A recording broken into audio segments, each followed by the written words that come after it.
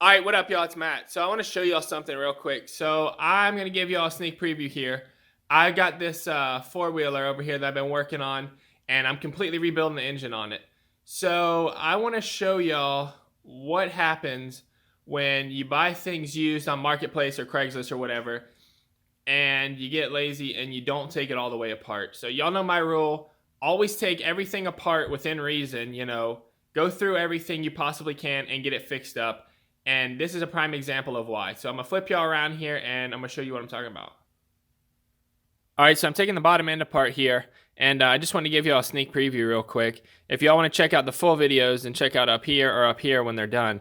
But I took apart this bottom end, and look what I found right down in the bottom end down here. And I washed this thing out with gas and swished it around, dumped it out the side and the bottom. But this would have never gotten out because it had to go all the way around here, and I couldn't see it with a flashlight. It was just chilling in there, and I swear I heard something falling around in there. So I found this, and let's see where it goes. Well, you already know where it goes. It goes right there. It's like a puzzle.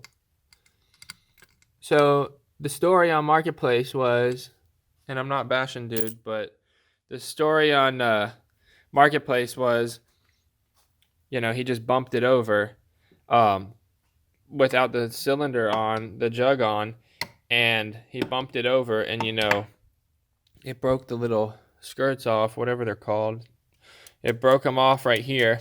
It hit and broke them off. Well, right there, that one had one on there too. So he said, oh yeah, I got it all out. Well, where is it? Oh, it's on the floor or something. Oh, well, can we find it, or can you show me? No, it's gone. All right, well, he knew there was more in here. I mean, he had to have known. So if I would have put this, so my whole plan was, oh, it just needs a top end. I was just going to slap a top end on it and then be done. If I would have done that, it would have grenaded the whole motor, and I would have been out all that time. Probably had to buy new cases, split, the case again, swap case. Like, it would have been a nightmare. So you can imagine what would have happened if this little piece of aluminum would have gotten in here. There's another gear that goes like this, that turns this. If it would have gotten in there, it would have grenaded. So that just goes to show you, moral of the story is, never trust anyone you're buying stuff from. Always prove it to yourself before you buy the thing. He's telling me this, and this. Oh, does it add up?